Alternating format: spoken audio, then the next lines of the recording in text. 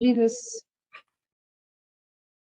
Hello, everyone. Looks like we are on. Hello again. I am back with you, wonderful audience, after a break. What was it? 9 days, which was very, very good, to be honest. I completely disconnected from what's going on in the world. That's why tonight, my time tonight, and in the morning in the United States, I have two of the greatest with me, so I can catch up on all the shenanigans that were taking place. And I have with me Mr. Andrei Martyanov, all of you know, who is an expert in Russian military and naval issues, and of course, Mr. Scott Ritter, who is a former US Marine Corps intelligence officer and also former UN Special Commission weapons inspector. Welcome back, gentlemen. Pleasure to be here. And before both of these gentlemen are very modest, and we hardly ever talk about it, I would like to start asking you first, what is the best way to support your work? Andre, you go.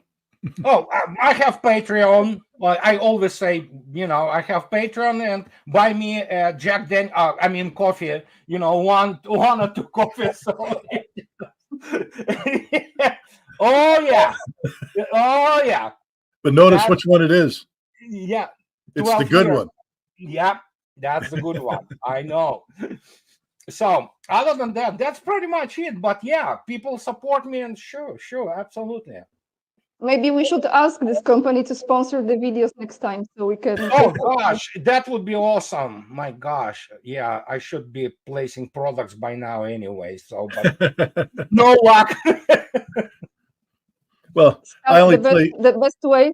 I only place one product, Diet Coke. Okay. But no, the best way is gosh, I forgot. ScottRitterExtra.com is the website, and there is my Substack. The Substack you can subscribe free of charge, but there's also a monthly and an annual subscription. If you wanted to support, that's a good way to do it. I'm also making a documentary film, so one way to support that is at the ScottRitterExtra.com. There's a tab for wagingpeace.fund, and you can donate directly to the movie. The movie is progressing well.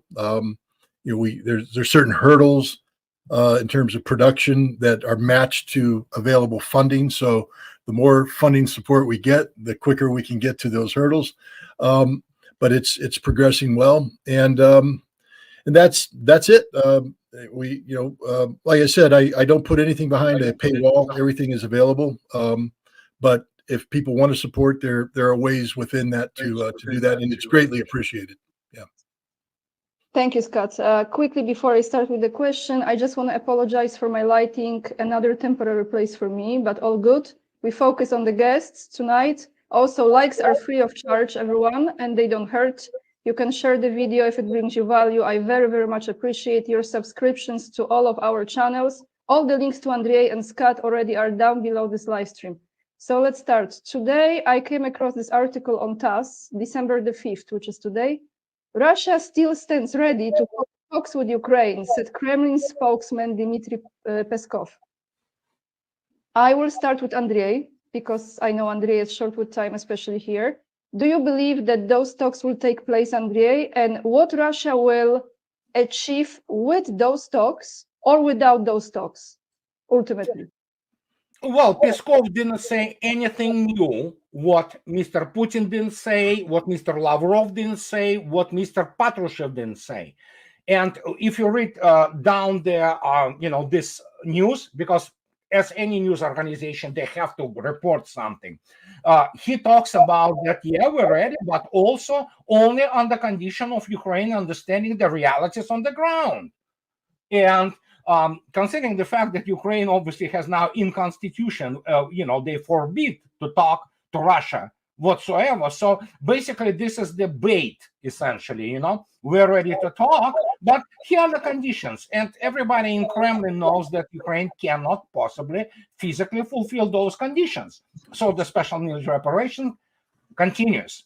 And so Peskov said nothing new, absolutely. But because people need clickbaits and sensationalism, and they need to report something, here it is. Oh, yeah, he said Russia is ready to, yeah, from the get-go it was. Russia was ready to talk, But now everybody understands there's nothing to talk about. And special military operation will continue.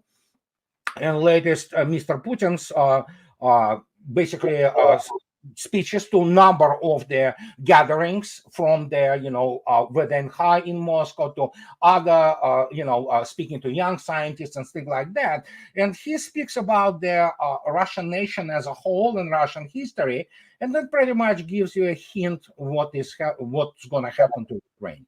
And what's going to happen to Ukraine pretty much is most likely Russia will go and take in some form or shape, the Nikolaev and Odessa, and then we'll have to wait and see whatever is going to be happening there. And there was already direct talk from number of Russian officials that Kherson fully will be liberated back with the. So, and once Kherson is liberated, and once there is a movement from the north, there you go. So it's basically the Nikolaev and Odessa are basically have the big red target, just on them. But that's about it. Thank you, Andrei. Scott, do you think those talks will take place or they will not ever happen? Well, I mean, there will be a talk, like the Japanese talked to the United States when America said, "You're welcome to come aboard the USS Missouri and sign that document." But those are the only talks that'll take place.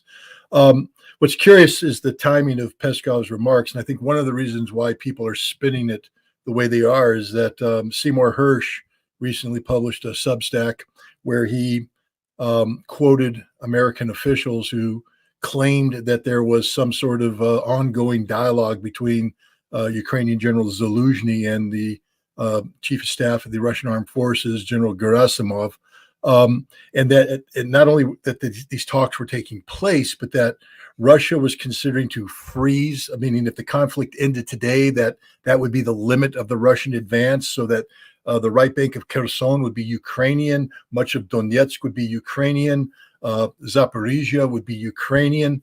And then the one that should have been the clue that the source that Seymour Hersh is relying upon literally doesn't know what the hell he's talking about, is that Russia would be okay with Ukraine joining NATO under these conditions. Let's just be clear about a couple of things. And Andrei, you can correct me anytime I stray, but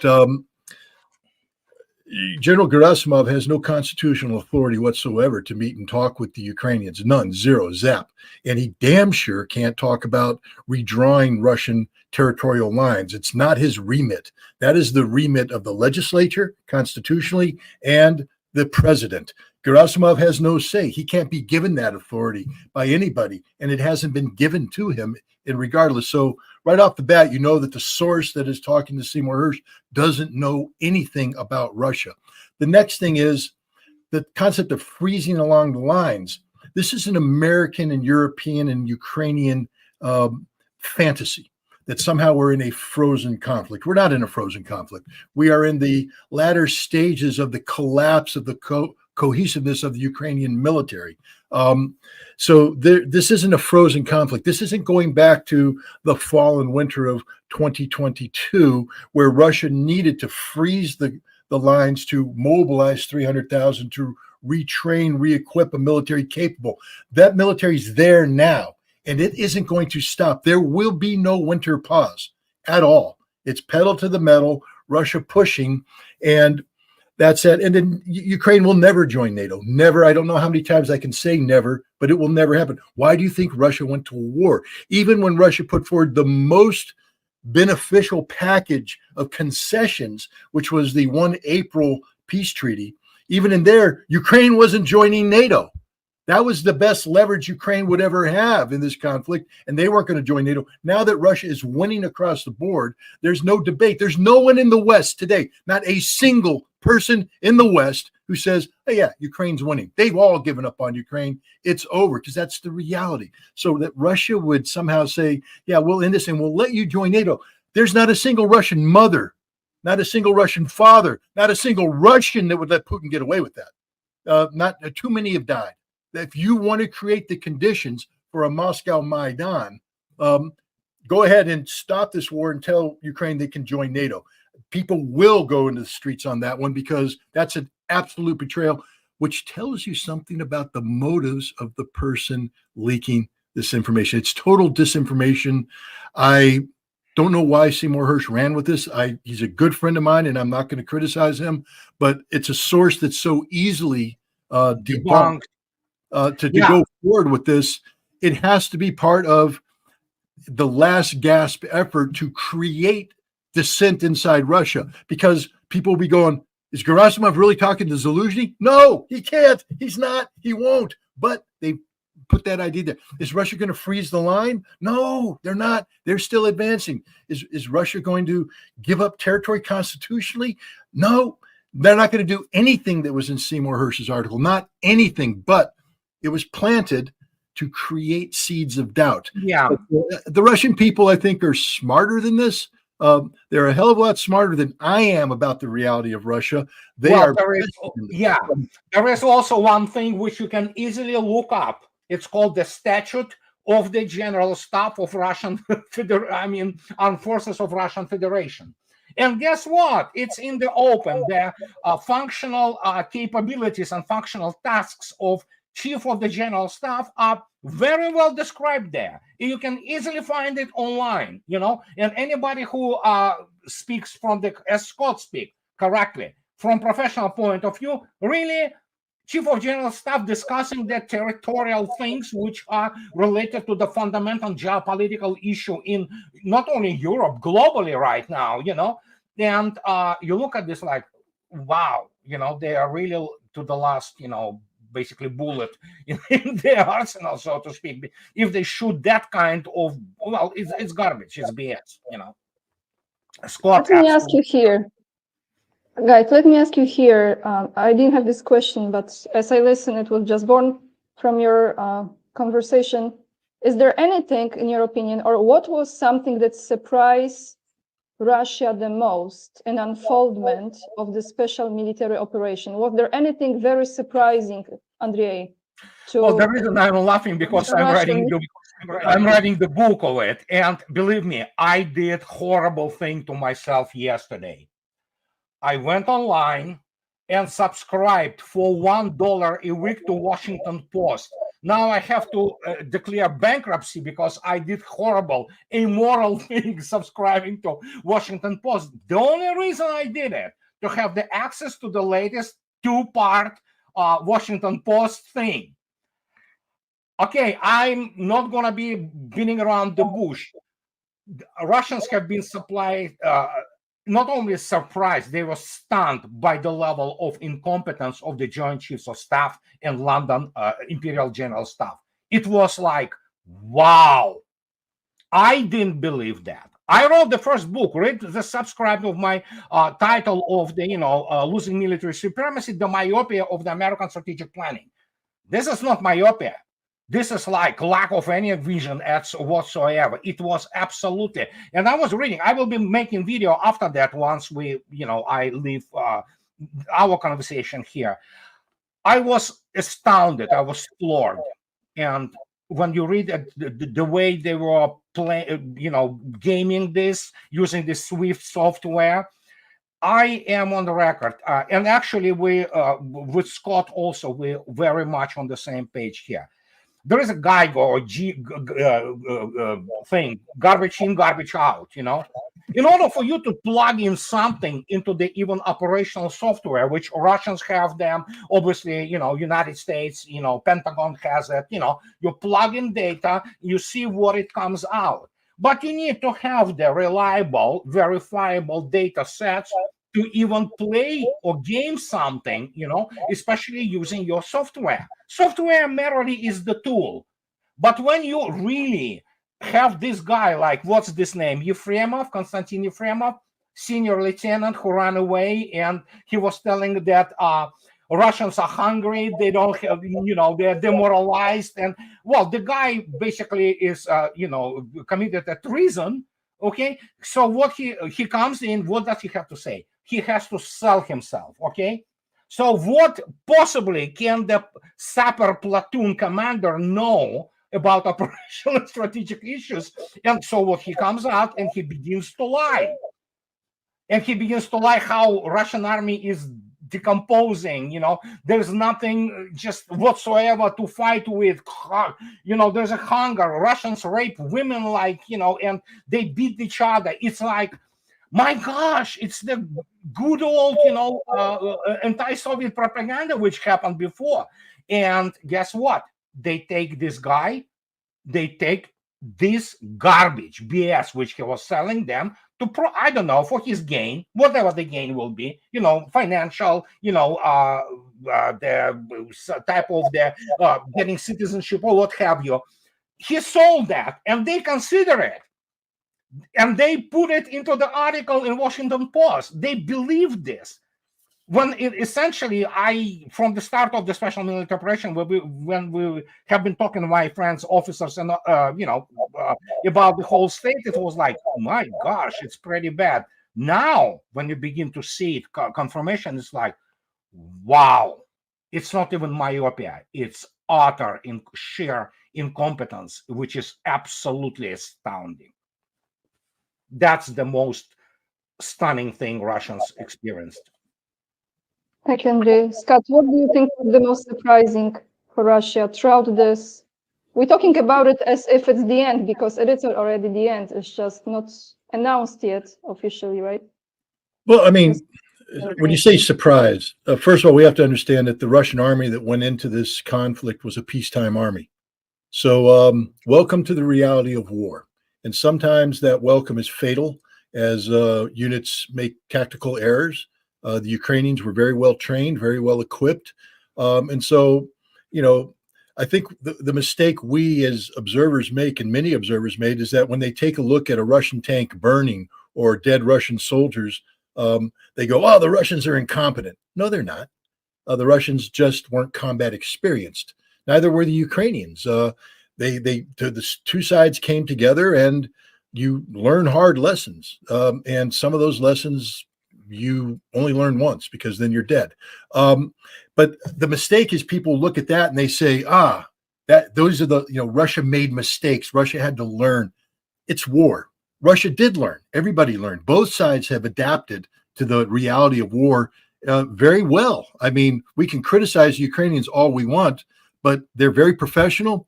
They've done some things. The incorporation of drones, to bring in this technology that the West gave them, especially in artillery and the radars, they did very well. They've been very innovative in their use of aircraft. Nobody expected the Ukrainian Air Force to be a player this late in the game, and yet they are, because there's some innovative tactics taking place. But I think when we speak about surprises, we're talking strategic surprises. And here, I don't think the Russians were surprised. People say, well, what about Kiev, Scott? Didn't they want to take Kiev in 3 days? The answer is no. Mark Miley thought they'd take Kiev in 3 days. Scott Ritter thought they'd take Kiev in 7 days. The CIA thought they'd take Kiev in 4 days, because we thought Russia was coming in with a honest to God, military assault. No, apparently Russia, there's a reason why they only came in with 200,000 troops, because that's the other thing that had everybody scratching their head going, wow, I'm looking at the map, dude, and 200,000 troops. How is this going to work? How is this going to work? Well, the purpose of the Russian assault was to get Ukraine to the negotiating table. That was it. It wasn't designed to take Kiev. It wasn't designed to do anything but leverage, surprise, shock, and audacity into putting the Ukrainians in a very inferior position so that peace looked like a viable alternative. And guess what? It worked. Everybody who criticizes the initial phase of the Russian campaign, guys, they did exactly what they wanted to do. Ukraine went to Gomel, Belarus 3 times. Then they went to Turkey for a major meeting in Antalya, and they're supposed to have a concluding meeting with a signed document already initialed by the Ukrainian side, ending the conflict, which is what Russia wanted. That was the purpose of the special military operation. But Boris Johnson flew in, Austin flew in, and they nixed that.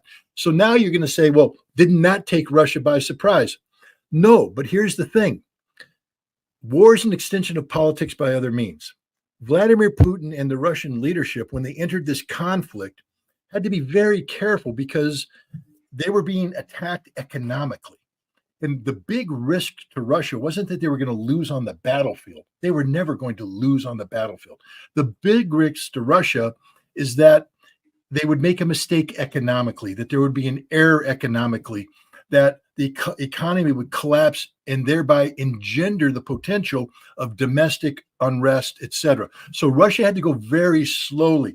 A lot of people, including myself, to be honest, because I'm not an economist, a lot of people are like, okay, but once that gambit failed, why didn't you from April until September mobilize 300,000 guys? That was the time to do it. But Russia couldn't. Why? Because to mobilize 300,000 at a time when the Russian economy is being shocked with economic sanctions, and even Putin's immediate advisors are saying, we're expecting a 25% contraction of our economy. That's huge. That's not recession, that's depression. And in a depression, the last thing you want to do is pull 300,000 workers from the factories you need to keep the economy running. So they had to play this wait and see game, which they were doing. They had to shuffle the troops around. And then they knew it. The NATO equipment did not take them by surprise. I mean, how could it? We announced it. We said, this is what we're giving you. Russian intelligence is pretty good. They picked up on the training. They picked up on the units. I still don't know if Kharkov was a deliberate action on the part of Russians. And what I mean by that is the Ukrainian attack didn't take anybody by surprise. But the Russian forces, over 30% of them had already been withdrawn to rear positions. Why? Why would you, knowing the Ukrainians are building up forces, withdraw 30% of your forces back to the rear lines? Well, maybe because you're sucking the Ukrainians into a trap. And what happened is Ukrainians attacked, and the Russians did a very precipitous retreat, but it was a controlled retreat. Yes, they lost some equipment. Yes, they lost a handful of men, but the Ukrainians burned out their forces in this attack and did the same thing in Kherson. Russia held them, checked, and in the last minute pulled 30,000 troops back onto the left bank. Ukraine came in, but they lost a lot of guys, and it burned out Ukraine's offensive potential, which means now Russia has consolidated defense lines. They're able to mobilize 300,000 men without fear of a Ukrainian offensive because Ukraine burned out their troops. You had to burn out those troops. So I'm one who believes, I have not talked to any Russian officers who have confirmed this, but that what happened with Kharkov was a deliberate action on the part of the Russians to burn through Ukrainian offensive power so that when Russia went into their defensive pause, there wouldn't be any surprises. And it worked. And now we transition into the next phase of the war, which is Bakhmut and building up for the counteroffensive. And here it's all about, nothing took Russia by surprise. How could it? When General Zaluzhny in December of 2022 announces not only that he's going to go out in a counteroffensive, but how many brigades he needs mobilized, how much equipment he needs, and where he's going to attack, Melitopol. Wow. So the Russians pull General Romanchuk out of the Combined Arms Academy and say, you're the father of Russian defensive combat. Build us a defense. Where? From Robotyno to Melitopol. And guess what happened? The Ukrainians burned everything out. Andre, you're reading about it right now in the Washington Post, but nothing took the Russians by surprise strategically. Yeah, I will be making video today about especially Milley, General Milley, dreaming about cutting throats of Russians, So yeah, there was a lot of things happening there in terms of psychological issue, which, maybe some psychiatrists can be interested in researching it. But the point is that not on any moment at any moment of time, which, by the way, Samueli Tarkowska, Polish politician, speaking to the what's the name of this Ganets.pl, she was talking about, and now and General Komarnitsky, former deputy chief of general staff of Polish army, they go out on record in the last few days, and they say that Russians never use more than 15% of their forces really into all this whole situation. And I agree with Scott what he talks about, both General Romanchuk and the fact that how Russians approached it. It was all about classic Svechin, Alexander Andreevich Svechin. It is, I mean, Gerasimov loves to quote Mr. Svechin about the attrition warfare, you know, as opposed to the destruction warfare by Tukhachevsky, you know, Iserson and all those, and say, yeah, those, you know, offensives are good, they're great, but first you need to wear their, basically the enemy down. And now we have the full confirmation of the basically, quoting Scott, I believe it was you who said it, although I remember also Colonel McGregor also using this, that it's a broken force. There's no force actually. Right now, do you know what is the whole number of the volunteers? Today I read this from the General Staff of Ukraine. In the last month, less than 1,000. And guess what? The order is out there. Everybody goes to war. We already see the teenagers. We already see women in huge numbers. And now even Russian units go in and they say, you know what? They used to shoot back at least, you know. Nowadays, it's over. They run into the trenches, they run into the dugout, you know, drop the weapons and close themselves in. And yesterday they shot dead, again, dozens of Ukrainian soldiers who wanted to surrender. But guess this, these are the classic hedge, well, it's modern hedge detachments. These are enforcers, so to speak. And this Yefremov guy who ran to the you know, Ukrainian side, so to speak, he was selling this BS to the fact that Russians are literally prodded to go and fight. You know, you look at this, Jesus, man. I mean, how can you do this? For me personally, was not shocking. I knew it.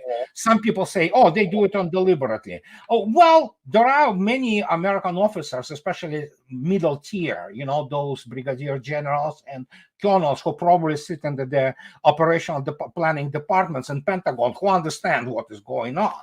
You know, but when you look at this, you know, strategic type level people, let alone, I'm not talking about politicians, and they really believe that they can defeat Russia militarily there. It's like, oh my God, this is like, well, but then again, when you have those types, you know, who tell you that Russia is about to collapse, well, how much value, so to speak, this intelligence is? When it's not only zero value, it actually hurts, not the first time, the United States in any type of the approach to the battle, let alone to the battle, which is the war, no matter how we call it, special military operation. Obviously, Russians do the best they can to save as many civilian lives and as, you know, little impact on civilian population. But this is the largest war since the World War II in Europe.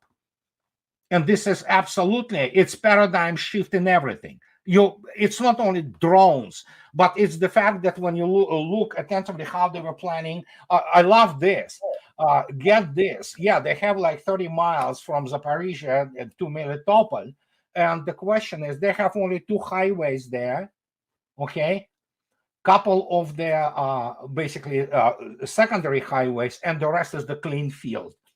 Good luck even moving 1,000 tanks across this terrain with the intelligence, surveillance, and reconnaissance complex which Russia has. You know, it means like, I don't know who planned it. It just like, and then of course they wanted to do it in 60 to 90 days. I mean, those people are really fantasistas, so to speak. You know, their fantasy is, I don't know what they were studying. Certainly not military art. Let me put it this way.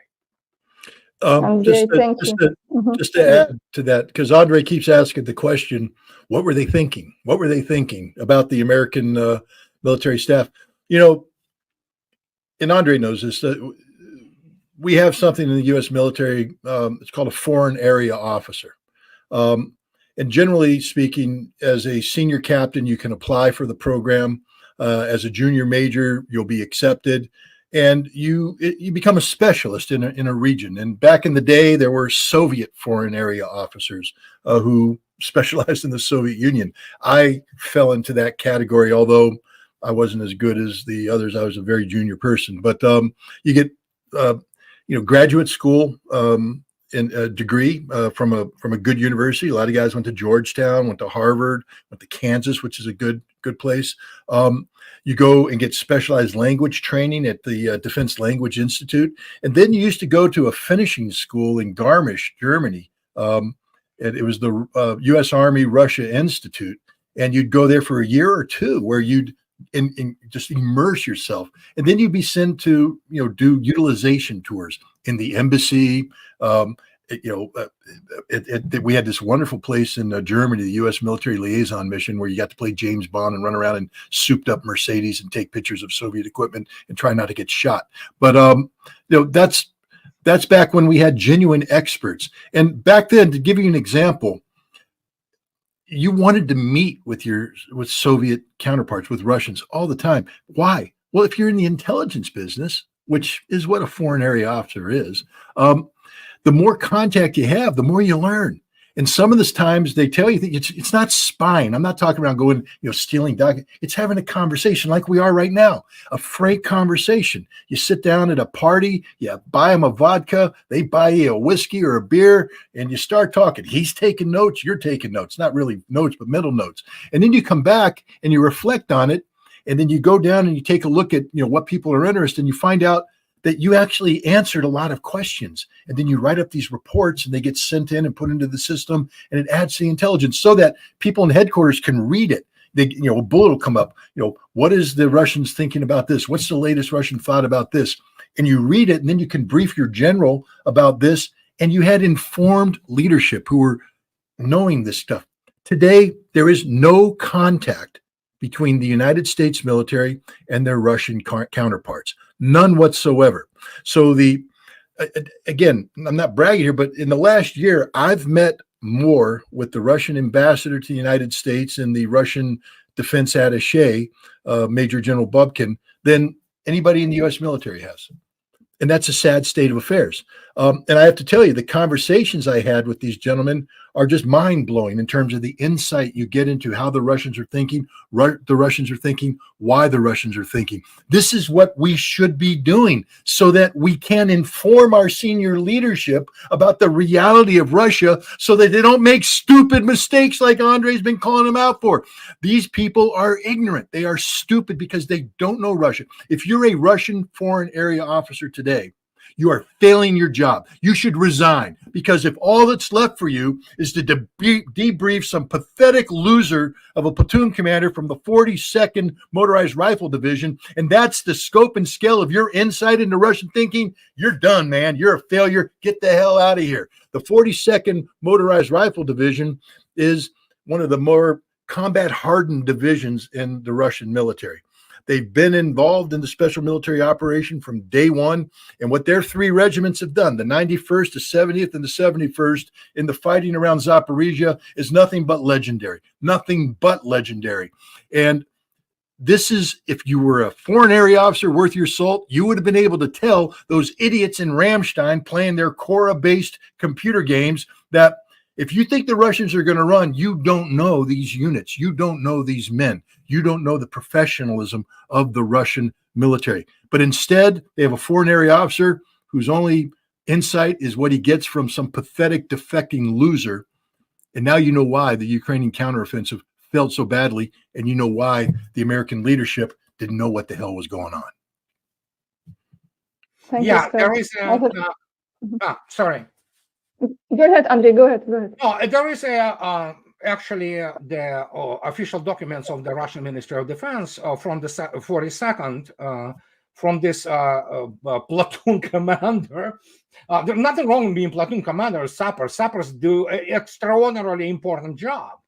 But so you will tell me that the guy who is pretty young, very young, and who have been reprimanded for the unbecoming. You can read the document. of the violating the fundamental rules of the Russian officer, basically subordination, the lack of the desire to be the part of the combat, the cowardice, and other things of this nature.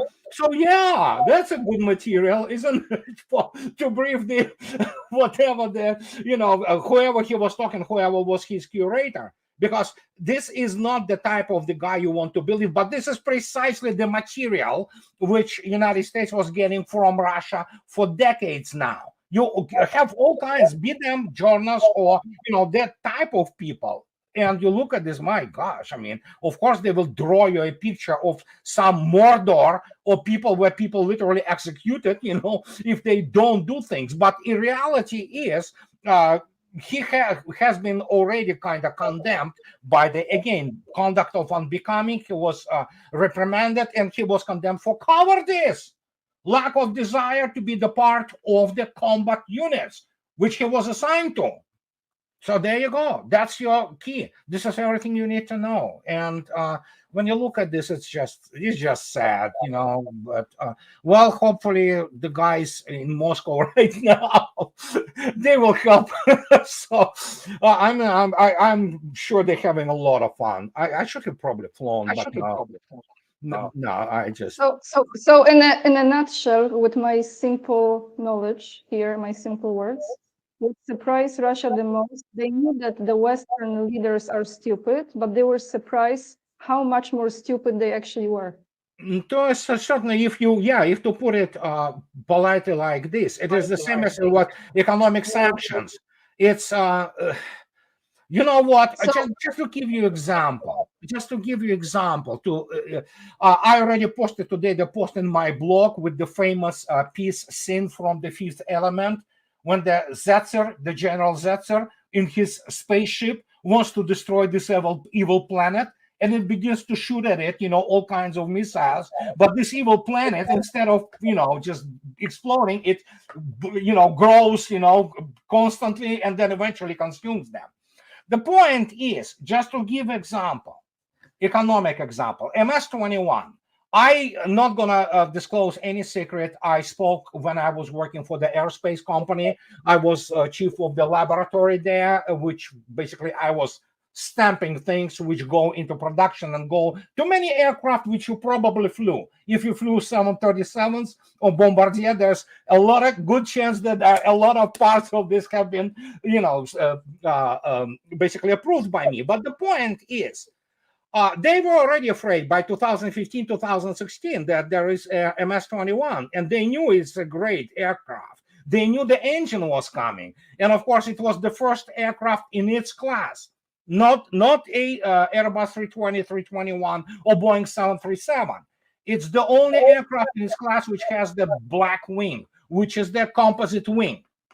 It's combination of carbon fiber and other composites there. Well, guess what? Russians at that time have been in more or less good relationship with the West, and the United States was part of the supply chain for this wing. Well, guess what? By 2018, they completely shut it down because they didn't want at that time the competition. And MS-21 with PD-14 engine is a magnificent aircraft, which is now in serial production.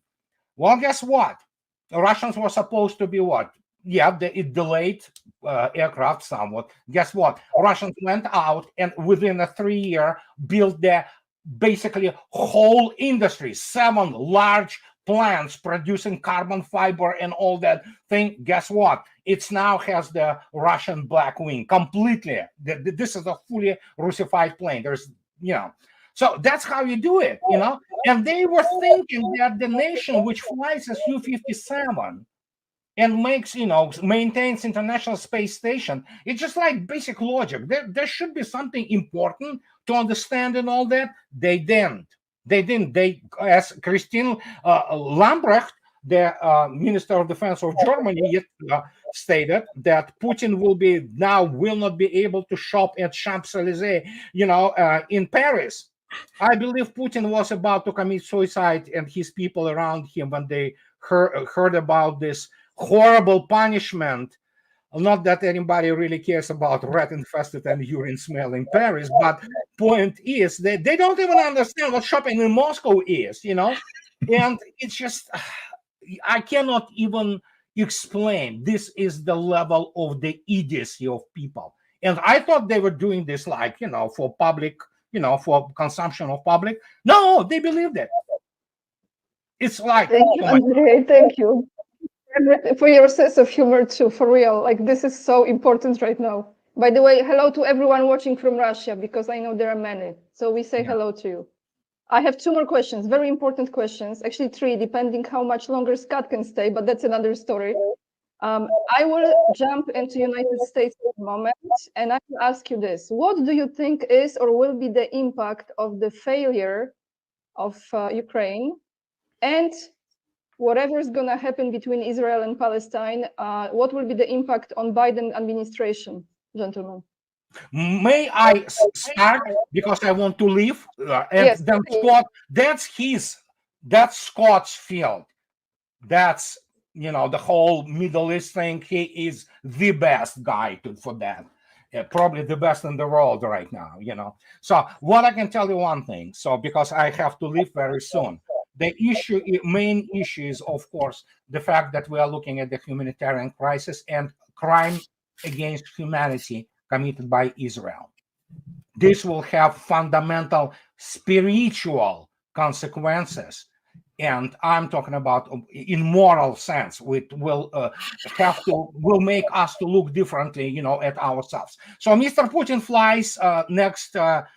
Not this week. He flies this week to Saudi Arabia, which is one of the engines in trying to, put the end to this whole horror in Gaza Strip. And he flies to United Arab Emirates. So there is a big time now from Russia and China pushing for some kind of freezing, whatever, however we call. But there is no doubt Israel lost a lot of legitimacy around the world. And I can tell you another thing. The Holocaust industry, so to speak, which exists in the United States, now it sustained a serious hit on the issue of, Israelis being, constant victims. What we see, what is happening in Gaza cannot continue anymore. This is just absolutely terrifying. And I mean, when you look at the number of children killed, and even in U.S. Congress, the senator, what's his name? I don't remember him. He says that he pulls up the table and says, yeah, Russians killed fewer civilians in 2 years than Israel killed in less than a month. That's everything we need to know. There is a moral dimension to it, and this cannot continue as it is now anymore. So, guys, this is what I wanted to say, because if you will forgive me, I will be bombing out Scott. Thank you, Andrei. That's your bye, guys. Talk to you later. Thank you, Andrei. Thank you so much for coming on today. Thank you, Andrei. Absolutely. Until next time. Guys. Talk to you later. Bye. Okay, Scott, shall I answer this question again, or you? No, I got to go. Just so you know, I have to bow out at 12 too. So we got about 15 minutes left, I guess. So I apologize for that. Yeah. Okay, so look, you prefaced your question by asking, will Biden administration pay a price for Ukraine? I'll answer it by asking you this: what price did Biden administration pay for Afghanistan? Of course, the answer is nothing, because we don't. Ultimately, the American people are so shallow, we don't care. Going into the Afghan debacle, remember, it was all about saving the Afghan women. It was all about saving the future for the Afghan children. It was all about Western values. We had to fight them over there. They're going to come here. This was existential in nature. And then it turned out it was just nothing. Didn't matter. We killed all those people for nothing. We lost all those Marines and soldiers and sailors and airmen for nothing, because it just didn't matter. It was a geopolitical game. And we basically withdrew, drew a line. We haven't talked about it since. There's been no, commission put together to hold people to account. $1 trillion+ of American taxpayer money gone. Hundreds of thousands of dead Afghans. We don't care. All those Afghan women we claimed we care about, We're letting them starve today. We're deliberately starving them today. America is literally the most feckless nation on the planet. We claim to be about democracy, about human rights, human values. We're literally not. We don't care about the Afghans, and the proof is in the pudding. We left, we forgot, we never looked back. We don't care. And it's not just the government. The American people don't care. Where are all the pundits? Where are all the people that were out there advocating, all the talking heads on TV about how important it was? Where's General Petraeus, who lied to Congress saying that we were winning? We were never winning that fight. And so I bring this up to point out that Ukraine will go the same way. And what political price will Biden pay? Nothing.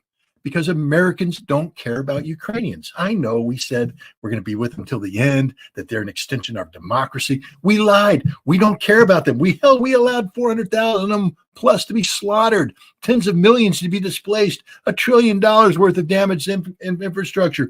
The children of Ukrainians the life is going to be a living hell for them. So there will be no price paid, because in order to pay a price, people have to care. People have to want to hold people to account. We will never hold our government to account for anything that was done in Ukraine, because Ukraine simply doesn't matter, just like Afghanistan. Israel, a more complicated question because of the Jewish aspect of it, because of the Holocaust, and because of the control that the pro-Israeli lobbies have of the American Congress and the American body politic today. I don't see us abandoning Israel like we did Afghanistan or Ukraine. What I do see us doing, however, is eventually abandoning Eretz Israel, Zionist Israel, Greater Israel. We've been very tolerant of these settlers that have gone out there and murdered Palestinians, stole their land, trying to establish this greater Israel. We've been very tolerant of a Likud government. There's a lot of talk about from the river to the sea, Palestine will be free. People say that's so anti-Semitic, because what you're saying is you want to get rid of all the Jews, and it's a Hamas thing. Well, Hamas borrowed it from somebody. You want to know who they borrowed it from? The Likud party. Yeah. The Likud party came up with it in the early 1950s. From the river to the sea. Only Jews will live there, no Palestinians. That's been the Likud party. That's been Israel, Zionist Israel's vision. Get rid of all these Palestinians. And now they have a government, the Benjamin Netanyahu government, with this far right-wing coalition that's trying to make it a reality. It's going to fail. It's going to fail because the United States won't go along with it. It's going to fail because Hamas is beating the Israeli army to a standstill in Gaza, because Hezbollah is crushing the Israeli army up north, because Israel doesn't have the capacity to win. When you define victory as we are going to eliminate Hamas militarily and politically so there's nothing left, that ain't going to happen. Hamas is stronger today than they've ever been politically, and war is an extension of politics by other means. Hamas today, whether people believe it, know it at the time or not, let me just put it this way. When you demonstrate in favor of Palestine today, you're demonstrating in support of Hamas. Now, you may not recognize that, but understand this. The only reason why you're demonstrating is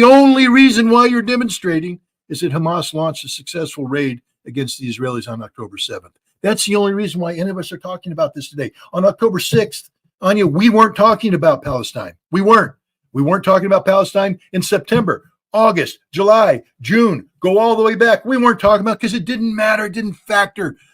Only specialists talked about it, and it was done in a very esoteric fashion, because America, like the rest of the world, had given up hope that Israel would ever allow a Palestinian state. So we had bought into something called the Abrams Accords, where we artificially did away with Palestine by making maps that made any Palestinian state politically unacceptable, even to the Palestinians. We bought off Mahmoud Abbas, the president of the Palestinian Authority, so his sole concern is the security of Israel, not the benefit of the Palestinian people. And then we bought off the Arab nations by having them link themselves with Israel. Normalization of relations, Bahrain, United Arab Emirates, Saudi Arabia was next in line. And once that happened, once that was done, there was never going to be a Palestinian state. Hamas knew this, so they carried out October 7th. And what's happened since then? Everybody's talking about a Palestinian state today. Everybody's talking about it. Can't ignore it. That's a huge political victory for Hamas, a huge victory for the Palestinian people, and a huge defeat for Israel. Israel has already lost this war because of that. War is an extension of politics by other means. Politically, The world has turned against Israel because of the horrific crimes they have perpetrated against the Palestinian people. Their flagrant violations of the law of war, their absolute insistence, lack of humanity when it comes to the Palestinian people. The world sees Israel for the reality that it is, and it's not a nice picture. It's a bad picture. So I do think that we are looking at a strategic defeat of Israel. Israel will exist, but Israel now, for the first time in its history, has to realistically accept the reality of a two-state solution at a minimum, where the borders are defined by the 1967 boundaries. And this is a Hamas victory. But it's also a victory for the United States, because the Biden administration, and I think the Trump administration was the anomaly, but everybody going back, we're always uncomfortable about what Israel's doing with the settlements. I think there was a recognition that the political cost domestically was impossibly high. Take the lesson of Dennis Kucinich, the Democratic congressman from Cleveland, Ohio. He articulated vociferously and very effectively in support of the Palestinian people. The American-Israeli Public Action Committee intervened, had him redistricted out, meaning that he had 800,000 voters that would have put him in office forever. And they cut up his district so that he lost it. He was redistricted, couldn't get voted in, out of Congress. That's what happens if you're in the U.S. Congress and you speak out against Israel. That's the control that the Israeli lobby has on the United States Congress. And this is why we have such a hard time holding Israel to account for the crimes that it commits, because the Jewish Zionist entity controls America. Now, that's not meant to be, I'm not somebody who buys into anti-Zionism equates to anti-Semitism. It doesn't. Anti-Zionism is anti-Zionism. Anti-Semitism is anti-Jewish. I am vociferously against anti-Semitism. I will be the first person, if someone says, let's march on the synagogue, I'll say, hell no. You will never interfere with people's right to practice their religion. You should never be afraid to be a Jew in America. Never be afraid to be a Jew in America. We're a nation that believes in freedom of religion, freedom of expression. So I will die in defense of an Israeli synagogue. I will die in defense of not an Israeli synagogue, I'm sorry, of a Jewish synagogue, of a Jewish cultural center here in America. Those are Americans, and I will give my life in their defense. But if you articulate that you are in support of Eretz Israel, greater Israel, you're in support of a concept that is premised on the inherent superiority of the Jews over the Arabs, God-given right to eliminate the Palestinians, to create a Jewish-only homeland, I'm against that. And that doesn't make me anti-Semitic. That just makes me anti-Zionist. That makes me anti-fascist. That makes me pro-humanity, pro-Palestinian. There's a difference between the two, and I'm not going to let the U.S. Congress define that term for me. They are wrong. They should reread the Constitution, freedom of speech, freedom of association. They can't legislate that right out. I will always articulate against evildoers. And right now, the best way to define the Israeli state is an evildoer. Thank you, Scott. Thank you so much. I know you have to go. I appreciate so much you coming on today with Andrei. Really, really grateful for your time, your energy, your wisdom, and your knowledge, and everyone appreciates it. I hope you didn't read the chat, because sometimes it distracts, I know. I'm under strict orders not to. Follow your wife's advice, right? Yes. So thank you guys for watching tonight. Thank you so much for all the likes, all the donations, all the support. Thank you to the moderators. And if you appreciate the content, please share the video and